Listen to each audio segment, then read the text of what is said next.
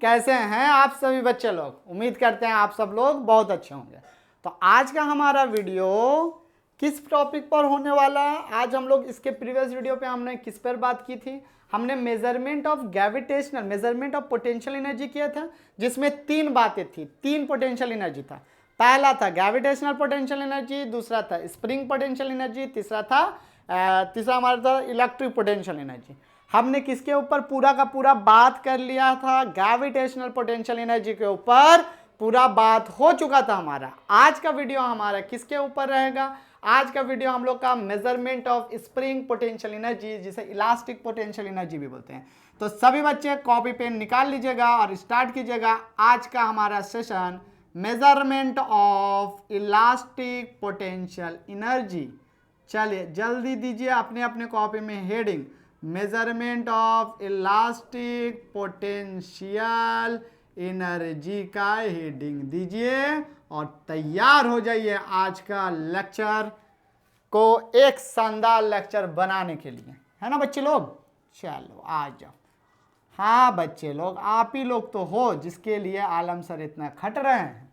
चलिए, अगर खटने का काम स्टार्ट है तो सबसे पहले इलास्टिक पोटेंशियल एनर्जी को हम लोग बोलते हैं स्प्रिंग बॉडी सिस्टम भी बोलते हैं। इसके पहले वाला अर्थ बॉडी सिस्टम था। और पोटेंशियल एनर्जी तभी स्टोर होता है जब कोई सिस्टम रहते हैं। Spring body system, spring body system हमारे रहेंगे। चलिए, अगर स्प्रिंग बॉडी सिस्टम पे हम काम कर रहे हैं तो यहाँ पर आप काम करने के लिए आप सोचोगे, क्या बातें सोचोगे? सबसे पहले सोचो कि ये नेचुरल लेंथ पे था, मतलब यहाँ पर x इक्वल टू 0, x का मतलब बताते हैं, अभी सब समझा रहे। बॉडी नॉर्मल स्प्रिंग में रखा हुआ था। अब इसे क्या कर रहे हैं ना, एक ऐसा अमाउंट ऑफ फोर्स लगा रहे हैं जो इधर लगा रहे हैं। किधर लगा रहे हैं हम लोग? ब्लू मार्कर से। यहाँ पर अब पूरा काम ब्लू मार्कर से होगा, ठीक है? यहाँ पर हम लिटिल बिट फोर्स लगा रहे हैं। देखोगे लिटिल बिट फोर्स कहने का मतलब थोड़ा सा फोर्स लगाएं तो थोड़ा सा ये दूर मूव किया।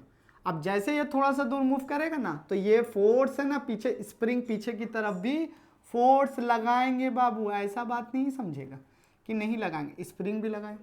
आपने और थोड़ा फोर्स अप्लाई किया, स्प्रिंग ने और थोड़ा लगाया, आपने और थोड़ा काम किया, स्प्रिंग और थोड़ा लगा।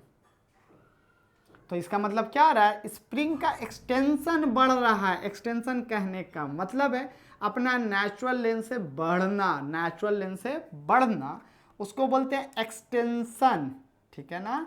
नेचुरल लेंथ से जो बढ़ता है उसे बोलते हैं स्प्रिंग का इनलोगेशन। एक्सटेंशन बोलते हैं, एक्सटेंशन, EXE, एक्सटेंशन। ओके, जब हम लोग इसे टान रहे हैं तो स्प्रिंग फोर्स भी अपने आप में जो कंजर्वेटिव नेचर ऑफ फोर्स है, इनबिल्ट नेचर ऑफ फोर्स है, सिस्टम के अंदर का फोर्स है, वो भी बढ़ रहा है। मान लो ये ए पोजीशन था, ए पोजीशन से पार्टिकल हमारा बी पोजीशन के बाद हो गया। अब बी पोजीशन के पास लाने के बाद हम छोड़ देते हैं, ये धीरे धीरे धीरे मूव करके यहाँ पर पहुँचेगा, जहाँ पर इसका याद रखना मीन पोजीशन पे इसका जो वेलोसिटी होता है ना, वो मैक्स होता है। आप करके देखो, आप करके देखो, पेंडुलम लेके देखो या स्प्रिंग को टान के छोड़ दो। जब body up and down up and down up and down करेगा तो वो पोजीशन जहाँ पर वो नेचुरल लेंथ रखता था, नेचुरल लेंथ रखता था, उस लेंथ पर वेलोसिटी बहुत ही ज़्यादा होगी। फिर ये कॉम्प्रेशन करेगा और कॉम्प्रेशन करके ये अंदर की तरफ जाएगा। ड्यू टू इनर्शिया यहाँ पर तो इसे रुक जाना चाहिए था, बट नहीं, क्योंकि हमने जो वर्क डन किया है वो रीस्टोर हुआ है as a conservative force acted on the body, तो as a potential energy restore हो गया। अब यहाँ पर जब बॉडी था तो इसके अंदर से पोटेंशियल एनर्जी था, स्प्रिंग का खुद का कन्फ्यूगरेशन को बदल देने की वजह से, पोजीशन बदलने की वजह से नहीं, पोटेंशियल एनर्जी कन्फ्यूगरेशन बदलने का, इसका शेप बदल गया है, साइज बदल गया है, इसलिए इसके अंदर पोटेंशियल एनर्जी आ गया। अब ये पोटेंशियल एनर्जी अगर हम रिलीज करते हैं कांस्टेंट अमाउंट ऑफ फोर्स जो हम अप्लाइड करके थे, अगर उसे हटा देते हैं, ठीक है, पहले ये कांस्टेंट तब तक रहेगा जब अप्लाइड फोर्स और ये फोर्स दोनों बराबर रहेंगे। स्प्रिंग फोर्स और अप्लाइड फोर्स। लेकिन हम जैसे अप्लाइड फोर्स को कट कर दे रहे हैं, नहीं लगा रहे हैं, हटा देते हैं, तो ये स्प्रिंग पीछे स्प्रिंग फोर्स के कारण से अंदर की तरफ आएगा। आ गया, यहां पर वेलोसिटी मैक्स लिया, ड्यू टू इनर्शिया ये इसे क्या करेगा, कंप्रेस करेगा। अब जैसे ये पूरा कंप्रेस होगा तो इनलोगेशन अब कंप्रेशन में बदल गया है। कंप्रेशन में बदलने की वजह से जैसे जैसे ये सामने जाएगा इसका वेलोसिटी घटेगा। कंजर्वेटिव फील्ड ये बात बोलता है, क्योंकि स्प्रिंग फोर्स अब किधर लगेंगे, बाहर की तरफ लगेंगे। कंप्रेशन अंदर की तरफ होगा, अंदर की तरफ दबेगा, तो ये स्प्रिंग फोर्स बाहर की तरफ। यही कारण था कि पोटेंशियल एनर्जी में नेगेटिव ऑफ वर्क डन होता था, क्योंकि इधर देखो डिस्प्लेसमेंट, इधर कंजर्वेटिव फोर्स, इधर cos 180 डिग्री माइनस, इधर देखो डिस्प्लेसमेंट अंदर कंजर्वेटिव फोर्स बाहर, तो फिर यहां पर -180 डिग्री। इन बातों को आप ध्यान रखोगे। चलिए, अगर ध्यान रखते हैं तो सबसे पहले पोटेंशियल एनर्जी मेजर करने से पहले आपको जो मेजर करने की जरूरत है वो है स्प्रिंग फोर्स मेजरमेंट। वो है मेजरमेंट ऑफ, पहला हम लोग मेजर करेंगे मेजरमेंट ऑफ स्प्रिंग फोर्स। तो पहला बच्चा मेजर कीजिएगा, मेजरमेंट ऑफ स्प्रिंग फोर्स का मेजर कीजिए। स्प्रिंग फोर्स का आप मेजर कर लोगे ना, उसके बाद आप मेजर करना कि पोटेंशियल एनर्जी, क्योंकि फोर्स का तो जरूरत लगेगा, फोर्स तो हमें पता ही नहीं है कितना है। चले, स्प्रिंग फोर्स का अगर आप मतलब समझना चाहते हैं तो देखोगे एक बात यहाँ पर, फ्रॉम एक्सपेरिमेंट, आप ये खुद ही से करके देखिए। From experiment it is observed, हम क्या देखते हैं, फ्रॉम एक्सपेरिमेंट में हम लोग क्या देखते हैं कि अगर x बढ़ेगा, मतलब एक्सटेंशन बढ़े या कॉम्प्रेशन बढ़े। x बोलने का मतलब दोनों में से कुछ हो सकता है, एक्सटेंशन भी हो सकता है और कॉम्प्रेशन भी हो सकते हैं। ठीक है, अगर एक्सटेंशन बढ़ता है तो स्प्रिंग फोर्स भी बढ़ेगा। तो ये बात देखा गया है। स्प्रिंग फोर्स देखोगे, यहाँ पर हम बातें लिखते हैं, spring force directly proportional to the, जो स्प्रिंग फोर्स होता है ना वो डायरेक्टली प्रोपोर्शनल होता है किसके भैया, डिस्प्लेसमेंट के। किसके, डिस्टेंस के बोलो तो डिस्टेंस नहीं बोलते हैं, एक्सटेंशन बोलते हैं। क्या बोलते हैं, एक्सटेंशन। तो हम यहाँ पर और करके बोल सकते हैं बच्चा लोग, देखोगे इंपॉर्टेंट बातें। Spring force directly proportional to x. X का मतलब है अपना मीन पोजीशन से वो कितना दूर में है, कितना कॉम्प्रेस हुआ है, कितना दूर गया। अगर वेक्टर के फॉर्म में लिखोगे तो ये वेक्टर में माइनस चल जाएगा, क्योंकि हम देख रहे हैं कॉम्प्रेशन अंदर है तो स्प्रिंग फोर्स बाहर की तरफ है। ओके, अब मॉड में लीजिएगा तो मॉड में हमारा सिंपल सा बात है। तो फंक्शन एफ जो स्प्रिंग फोर्स है वो किसका फंक्शन है, एक्स का फंक्शन है। तो देयरफॉर हम यहाँ पर बोल सकते हैं कि एफ अगर हम लें, अगर ब्रैकेट प्रोपोर्शनैलिटी को हटाएं, इक्वेशन लें, तो ये एफ कैसा बन गया, लंगड़ा एफ क्यों बन गया सर, लंगड़ा एफ इजकल्स टू माइनस के टाइम्स ऑफ एक्स, वियर के इज प्रोपोर्शनैलिटी कांस्टेंट। याद रखोगे के क्या है, प्रोपोर्शनैलिटी कांस्टेंट है। क्या कांस्टेंट है, प्रोपोर्शनैलिटी कांस्टेंट है बच्चा। कैसा कांस्टेंट है, proportionality constant, and which is known as a spring constant या फिर इलास्टिक कांस्टेंट भी बोला जाता है, and known as a elastic constant, and known आज से हम जानेंगे known as a elastic constant या फिर स्प्रिंग कांस्टेंट भी बोलते हैं। इलास्टिक आप बोल लीजिए, इलास्टिक क्योंकि इलास्टिक पोटेंशियल एनर्जी भी होता है, या फिर आप स्लैश दे करके स्प्रिंग कांस्टेंट भी बोल सकते हैं। कॉपी सुंदर से बार बार बोलते हैं।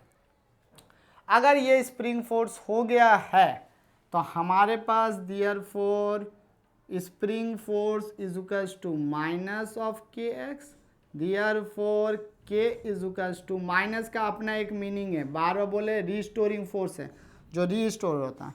तो के में बी डिफाइंड एज अ, देखोगे spring constant, spring constant may be defined as a constant may be defined as a amount of force required, amount of force required to extend, required to extend या फिर compression to extend बोल देते हैं, extend या compressed भी बोले, extend या फिर आप यहाँ पर एक compressed भी लिखें, compressed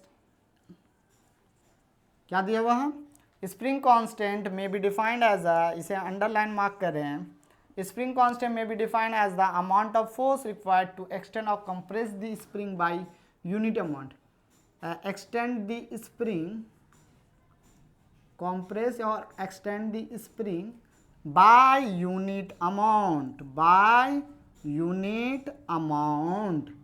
सर कैसे, देखो हम बता देते हैं यूनिट अमाउंट क्यों बोल रहे हैं। देखिएगा हमारे पास k is equal to F by x आया, x का वैल्यू अगर 1 सेंटीमीटर 1 यूनिट कुछ भी ले लो सेंटीमीटर मीटर, तो k is equal to F by 1 हो जाएगा, इसका मतलब f, तो k बराबर किसका है, फोर्स के तो बराबर है, ठीक है ना। चलिए अगर ये फोर्स के बराबर है तो इसका यूनिट भी याद रखेंगे, तो इस चीज़ का यूनिट यहाँ पर लिखते हैं ना, यहाँ पर लिख दें, वहाँ नहीं लिखते हैं। यूनिट हमारा कितना हो जाएगा, अगर आप देखें तो यूनिट हो जाएगा न्यूटन पर मीटर और डाइन पर सेंटीमीटर में से कुछ एक ले लीजिएगा आप। क्लियर। चलिए स्प्रिंग फोर्स कर लेने के बाद, स्प्रिंग फोर्स का वैल्यू निकल जाने के बाद इसका एक ग्राफिकल रिप्रेजेंटेशन भी आता है, स्प्रिंग फोर्स का ग्राफिकल रिप्रेजेंटेशन। यहाँ से क्वेश्चंस भी हमारे आते हैं, तो graphical representation of spring force लिख के रखिए, ये सब क्वेश्चन आते रहते हैं। Graphical representation of spring force, graphical representation of, graphical representation, बस इतना ही लिखो, ऑफ लिखने की जरूरत नहीं है। तो अगर आप ग्राफिकल रिप्रेजेंटेशन कीजिएगा ना बच्चे लोग, तो कुछ नहीं करना है, एक आप ले लीजिए अपना x axis, sorry y axis, और एक हम लोग ले लेंगे x axis. Clear. All of this are visible, no sir सभी चीज नहीं दिख रहे हैं। चलिए अब तो विजिबल है आप लोगों के लिए, all of things are visible, yes sir अब दिख रहे हैं, बिल्कुल दिख रहे हैं ना बच्चा लोग, हाँ अब तो बिल्कुल दिख रहे हैं। देखोगे इधर पर फोर्स है और इधर पर हमारा डिस्प्लेसमेंट है। अब हम क्या देख रहे हैं, फोर्स बढ़ा रहे हैं तो डिस्प्लेसमेंट भी क्या हो रहा है, बढ़ रहा है। ये एंगल थीटा है, स्लोप है, तो इसे हम लोग यहाँ पर ले लेते हैं, और ये इसका जो स्लोप होगा ना, इस कर्व का स्लोप देखोगे, x बढ़ने से फोर्स भी बढ़ रहा है, वही तो रहता है, x बढ़ने से, और x घटने से भी क्या होता है, फोर्स बढ़ता है।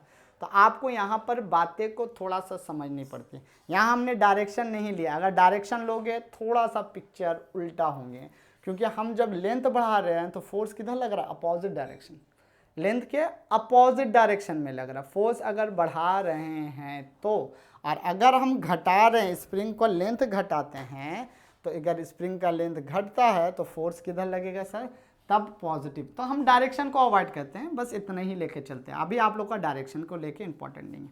चलिए अगर हम यहाँ पर देखें तो इस एफ एक्स ग्राफ का जो स्लोप होगा वो कितना होगा, tan थीटा होगा, tan थीटा कितना होगा, f बाई एक्स होगा, और f बाई एक्स ही कितना नाम से जाना जाता है, k के नाम से जाना जाता है। तो tan theta slope of F X curve, tan theta is equals to spring constant होते हैं।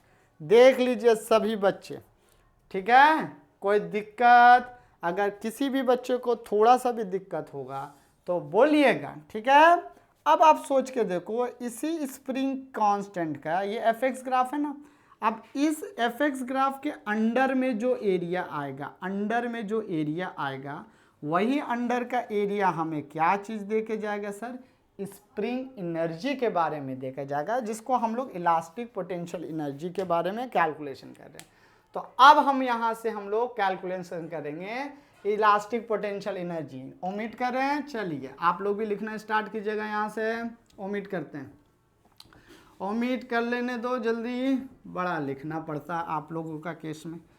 चले आप लोग भी थोड़ा सा रेस्ट कर लो, बहुत पढ़ाई करते हो आप लोग भी, करना पड़ेगा बच्चे लोग। अब पढ़ाई नहीं कीजिएगा तो कब कीजिएगा?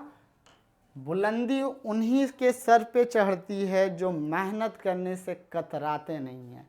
तो बुलंदी अगर छूना है तो मेहनत कीजिए, नहीं छूना है तो दुनिया में सब जी रहे हैं, आप लोग भी जी लीजिएगा। चलिए आइए, बात कहाँ था, मेजरमेंट करना। तो हम लोग क्या जानते हैं, measurement of elastic potential energy. तो सिंस बाय डिफिनेशन हम क्या जानते हैं, बाय डिफिनेशन, ये पूरा फिर से लिखोगे, हम लोग जानते हैं यही चीज है ना, कि कंजर्वेटिव फोर्स, देखोगे potential energy is equals to work done under the conservative force, under the conservative force.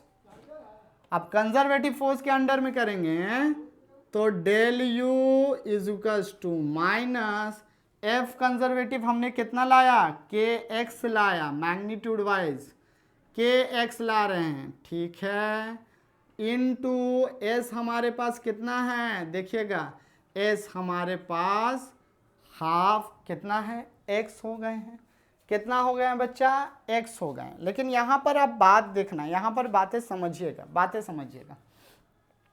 ये जो कंजर्वेटिव फोर्स आ रहा है ना, ये एक्स के साथ साथ धीरे धीरे क्या हो रहे हैं, बदल रहे हैं। देखो एक्स बढ़ रहा है तो एफ भी बढ़ रहा है, एक्स बढ़ रहा है तो एफ भी बढ़ रहा है, एक्स बढ़ रहा है एफ भी बढ़ रहा है। मतलब जब बॉडी यहाँ पर रहा होगा तब एफ दूसरा रहा होगा, यहाँ पे रहा होगा तो दूसरा रहा होगा, यहाँ पे रहा होगा तो दूसरा रहा होगा, यहाँ पे रहा होगा दूसरा रहा होगा।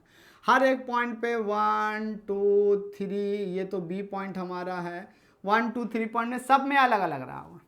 तो हम कोशिश क्या करेंगे ना कि हम एवरेज ले ले, क्या चीज़ ले ले, फोर्स का, कंजर्वेटिव फोर्स का एवरेज लेके चले, कंजर्वेटिव फोर्स एवरेज, ठीक है, बात समझ में आ रहा है। सी ए का मतलब सी फॉर कंजर्वेटिव और ए फॉर एवरेज फोर्स लीजिए। तो कंजर्वेटिव एवरेज फोर्स लेना है तो हम क्या करेंगे एवरेज के लिए, final plus initial divided by 0।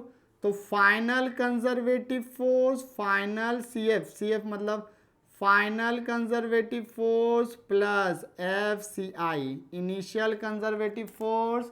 अब इन दोनों का अगर एवरेज निकाल रहे हैं तो डिवाइडेड बाय 2 दे दो, ये एक हो गया। एवरेज का वैल्यू इनटू डिस्प्लेसमेंट कितना है हमारा, एक्स है, और दोनों का बीच का एंगल कितना है बच्चा, हम बार बार बोले थे, फिगर को ध्यान से देखिएगा, 180 आएगा। कितना आएगा, 180।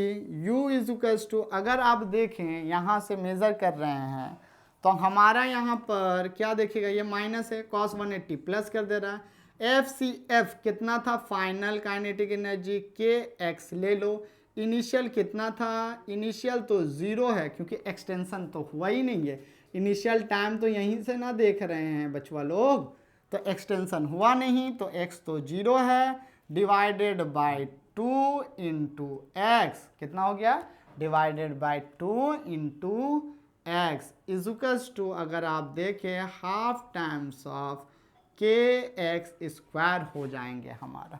तो potential, elastic potential energy store in a body is given by half times of के एक्स स्क्वायर। अब यहाँ पर याद रखना कि मीन पोजीशन के रिस्पेक्ट में ही एक्सटेंशन हम लोग लेंगे। अगर मीन पोजीशन राइट साइड में है, सॉरी मीन पोजीशन से राइट साइड जा रहे हैं तो एक्सटेंशन होगा, लेफ्ट साइड जा रहे हैं तो कॉम्प्रेशन रहेगा। एक्स इज मेजर्ड फ्रॉम, याद रखोगे, x is measured from mean position, measured from mean position, from mean position। अगर मीन पोजीशन से मेजर्ड कर रहे हैं तो अब यहाँ से एक इम्पॉर्टेंट बात है, क्या देखिएगा, पोजीशन से मेजर्ड कर रहे हैं तो आप यहाँ पर क्या देखिएगा, potential energy is equals to U final minus U initial होता है हाफ टाइम्स ऑफ के एक्स स्क्वायर। अब यू इनिशियल अपने आप में कितना होगा, 0, क्योंकि यहाँ सिस्टम में कोई एनर्जी नहीं था, जब हम ले गए हैं तब एनर्जी आया है। तो सिंस यू इनिशियल कितना है सिस्टम का, 0 है, तो देयरफॉर हम ये बोल सकते हैं यू फाइनल, इसका मतलब U final is equals to half times of के एक्स स्क्वायर।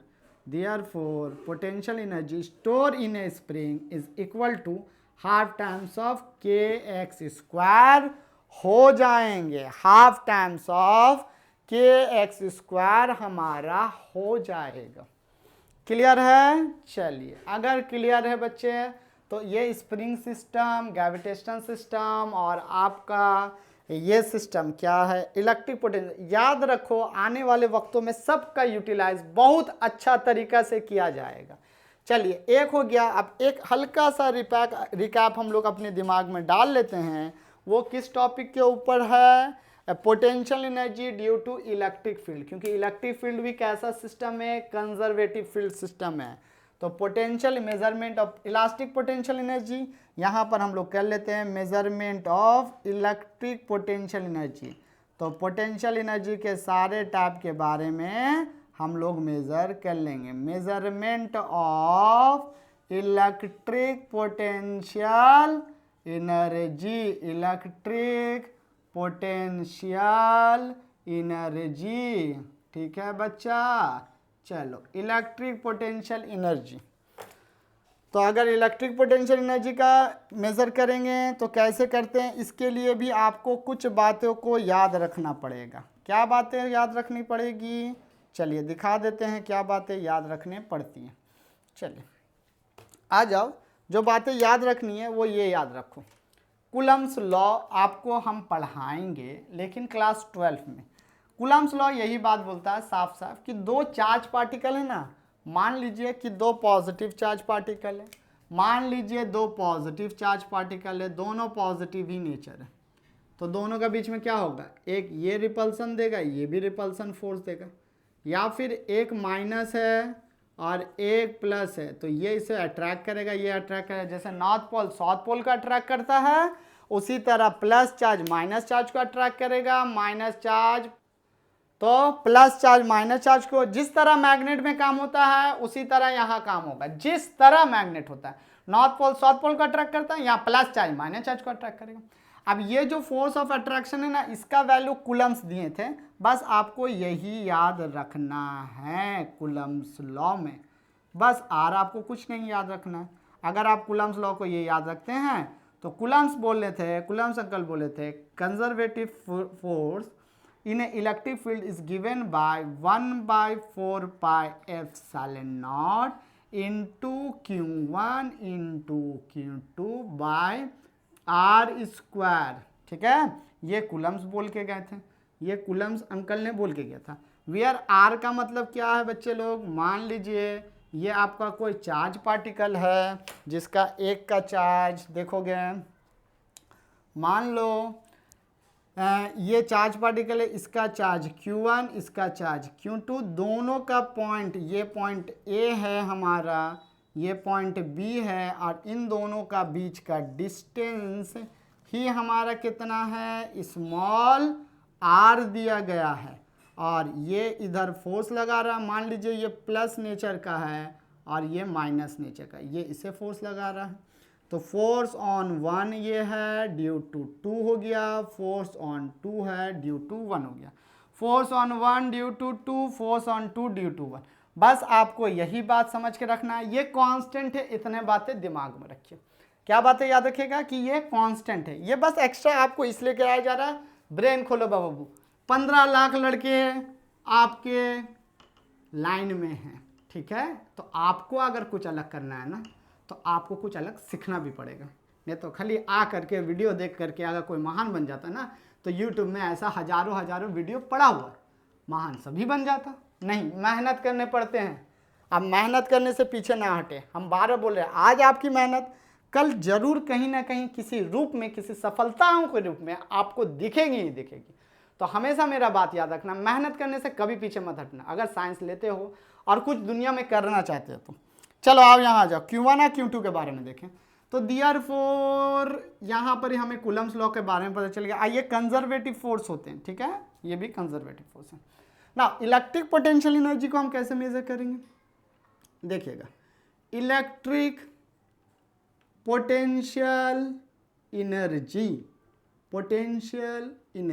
अगर मुझे मेजर करना है बच्चा, तो इलेक्ट्रिक पोटेंशियल एनर्जी को मेजर करने के लिए वही अपना डिफिनेशन उठाओ, वही अपना पुराना डिफिनेशन उठाएंगे और काम हो जाएगा। क्या डिफिनेशन था? डिफिनेशन तो यही था ना, del of U change in potential energy is equals to minus of work done. बोले ना, छोटा सा फॉर्मूला लेकिन तहलका मचाया हुआ है। Minus of conservative force into displacement, R vector अब की लेके चल रहे हैं क्योंकि आर हमारा इधर दिख रहा है इसीलिए। अब आप देखोगे कि अगर दो चार्ज पार्टिकल को एक दूसरे के क्लोज्ड लाएं, क्या लाएं? ये तो क्लोज अपने आप आ जाएगा, लाने की जरूरत नहीं है, लाने की जरूरत नहीं है हमें, ठीक है। अगर हम क्लोज्ड लाएंगे तो इसका पोटेंशियल एनर्जी क्या होगा, घटेगा कि बढ़ेगा, ये बात आप सोचिएगा। अभी हम सोचाते हैं, देखिएगा, पोटेंशियल एनर्जी कब, जब काइनेटिक एनर्जी बढ़ता है तो पोटेंशियल एनर्जी क्या होगा, घटेगा, क्योंकि टोटल मैकेनिकल एनर्जी क्या था, कांस्टेंट था। ये एक दूसरे के सामने आएगा तो दोनों का काइनेटिक एनर्जी क्या होगा, दोनों का काइनेटिक एनर्जी स्पीड बढ़ेगा तो दोनों का काइनेटिक एनर्जी बढ़ेगा। इसका मतलब पोटेंशियल एनर्जी घटेगा बच्चा। जब सामने लाओगे अपोजिट नेचर और चार्ज को तो घटता है, इस बात को याद रखना। अगर याद रखते हो पोटेंशियल एनर्जी घटता है, अब घटने का वैल्यू भी हम बता रहे कैसे आएगा। अब आप यहां देखिए कि del of U is equal to, इस माइनस को तो बाहर छोड़े, फोर्स का वैल्यू देखेंगे 1/4 पाई एप्सिलॉन नॉट। इस फोर्स में बहुत कहानियां हैं। 1/4 पाई एप्सिलॉन नॉट इनटू, देखोगे Q1 into Q2, Q1 into Q2, यहाँ आगे में माइनस, अरे सर वह माइनस काहे दे दिए, मन किया इसलिए दे दिए हो, नहीं रे बबुआ, देख माइनस काहे दिए। इन दोनों के बीच में अट्रैक्टिव नेचर ऑफ फोर्स है, तो प्लस माइनस, प्लस इसका माइनस इसका, दोनों मिला के क्या हो गया, माइनस हो गया। और डॉट आर वेक्टर हमारा जो है वो आर कॉस थीटा होगा यहाँ पे। नहीं बच्चों, यहाँ थोड़ा सा हमें इंट्रीगेशन वाला माहौल लेके चलना पड़ेगा, क्योंकि फोर्स किसका फंक्शन है, डिस्टेंस का फंक्शन है। फोर्स किसका फंक्शन है, डिस्टेंस का फंक्शन है। तो इंट्रीगेशन का माहौल को डालेंगे, किसका माहौल को, इंट्रीगेशन का माहौल को। तो ये रहा हमारा डी आर। देखिए, अगर ये डी आर हो रहा तो D U is equal to minus, ये माइनस प्लस ले लिया, कोई दिक्कत। देखो 1/4 पाई एप्सिलॉन नॉट कांस्टेंट है, वक्त के साथ ना वो बदलते हैं, कांस्टेंट रहते हैं, ठीक है, कांस्टेंट है। अभी याद रख के रखिए कि कांस्टेंट है वो चीज़। तो अगर ये चीज़ कांस्टेंट है 1/4 पाई एप्सिलॉन नॉट कांस्टेंट, और Q1 और Q2 भी कांस्टेंट है, दोनों को बाहर ले आते हैं तो इंटीग्रेशन ऑफ 1/r² इंटू देखोगे dr बचा, या फिर आप ऐसे भी लिखिए, कोई दिक्कत नहीं है, 1/r² इंटू dr बच रहा है। अगर बच्चे लोग इसको हम ऐसे बात बोले हैं तो कोई भी दिक्कत है, Q1 into Q2/4 pi epsilon not integration of r⁻² into dr, ठीक है। अगर मेरा एक पोजीशन R1 से स्टार्ट कर रहे हैं इनिशियल पोजीशन, और फाइनल पोजीशन RF तक जा रहे हैं, ठीक है, लिमिट के साथ, विद प्रॉपर लिमिट के साथ। अगर हम ये दें तो del U is equals to, आप देखिएगा Q1 इंटू Q2 बाय 4πε0 हो चुका। ये इंटीग्रेशन का मतलब क्या है, r⁻² + 1 डिवाइडेड बाय -2 + 1 इंटू खत्म। ये खत्म, ये इंटीग्रेशन खत्म हो जाएगा। इंटीग्रेशन तो हमने कर दिया, अब इंटीग्रेशन करने आना चाहिए बच्चे लोग। आप लोग को हमने बताया था, नहीं जिसे पता है तो हमें कमेंट बॉक्स में ज़रूर बताएंगे ताकि आप पर ध्यान रखा जा सके। गलत आदतें इंसान को गलत बनाती हैं। चलिए अब ये हमारा क्या हो जाएगा, del of u = Q1 into Q2 by 4πε0। आप देखना ये हो गया r⁻1 बाय -1, ये हो गया आपका फाइनल और ये हो गया आपका इनिशियल। ओके, इतना हो जाने के बाद आप यहाँ पे क्या रखोगे, आप यहाँ पे रखोगे, देखोगे Q1 इंटू Q2 बाय 4πε0, तो वैसे ही हो जाएगा।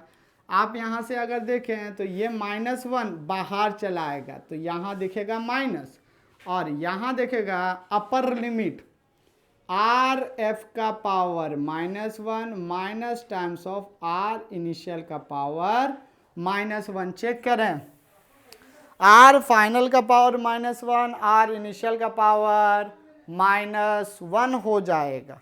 अगर ऐसा होता है हमारे साथ तो ये हमारे पास क्या हो जाएंगे, del of u = -Q1 into Q2 by 4πε0 bracket open 1/RF minus 1/R initial. इतना हुआ। माइनस का पावर का मतलब यही ना होता है, R क्या होता है, R तो कुछ नहीं होता। तो पोटेंशियल एनर्जी कितना हमारा आया है, हमारा पोटेंशियल एनर्जी आ गया है -Q1 into Q2 by 4πε0 1/RF final minus 1/RI minus initial. अब यहाँ थोड़ा स्पेशल केस है, बस थोड़ा सा स्पेशल केसेस पे आप ध्यान रखिए, बातें हमारे क्लियर है। स्पेशल केस ये है, स्पेशल केस अगर मान के चलिए RI इन्फिनिटी मतलब इनिशियल इन्फिनिटी हो जाता है, तो जानते हो क्या हो जाएगा, U इनिशियल हो जाएंगे हमारे 0। सर कैसे 0 होंगे, देखिएगा हम U 0 दिखा रहे हैं। चेंज का मतलब हमारे पास क्या होता है, U final minus U initial is equals to minus of Q1 into Q2 by 4πε0 1/RF minus 1/इन्फिनिटी। 1/इन्फिनिटी इज हाउ मच क्वांटिटी, बच्चे लोग बताओगे 1/इन्फिनिटी कितना क्वांटिटी होता है। सर 1/इन्फिनिटी तो सर 0 होता है ना 0 कि नहीं होता है। अगर 1/0 आप इन्फिनिटी बोल रहे हो बच्चे लोग, 1/इन्फिनिटी आप 0 बोल रहे हो, 1/इन्फिनिटी 0, तो इन्फिनिटी के वजह से इनिशियल भी कितना हो गया 0।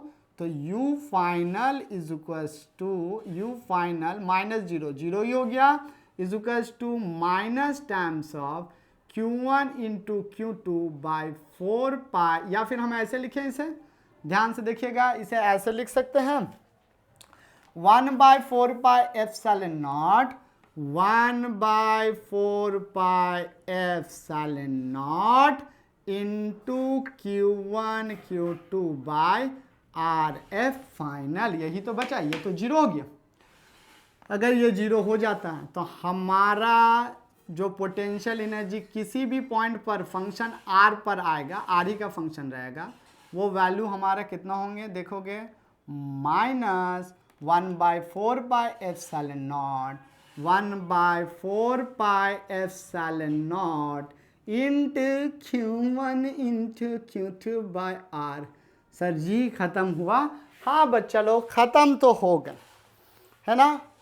पढ़ाई तो करनी पड़ेगी, करो पढ़ाई लिखाई, और क्या, पढ़ाई करते रहें, मेहनत करें। अगर कहीं भी आप लोगों को दिक्कत होता है तो आप दिक्कत हमें बताएंगे, समझाएंगे, और जाते जाते एक होमवर्क आपको देखते जाते हैं। जिस तरह हमने इस इलेक्ट्रिक पोटेंशियल एनर्जी का काम किए ना, उसी तरह आप ग्रेविटेशनल पोटेंशियल एनर्जी के बारे में निकालिए। तो ग्रेविटेशनल आपके लोग के लिए होमवर्क है, देखिए कौन बच्चा करके लाता है। ग्रेविटेशनल पोटेंशियल एनर्जी के बारे में न्यूटन क्लास 9 में तो आप लोगों ने पढ़ा था, Newton law of gravitation, force of attraction between the two charge particle is equals to G into M1 into M2 by R square. ठीक है, इतना है। इफ हम यहाँ पर लिख देते हैं, if gravitational force G force is equal to इतना, then show that potential energy stored in a system is equal to the minus G small, यहाँ पर कैपिटल M ले लो, कैपिटल M का मतलब mass of earth, small m का मतलब mass of body.